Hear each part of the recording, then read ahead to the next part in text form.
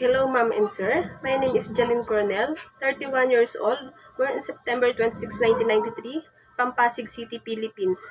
I'm single and I have one daughter, 5 years old. My highest educational attainment is high school graduate. I worked before as helper or domestic helper in Saudi Arabia for 2 years and 2 months, since 2020 to 2022. I served one couple, 2 man, 1 lady, and 1 kids. My household chores are cleaning the house, washing clothes, gardening, cooking, and taking care kid.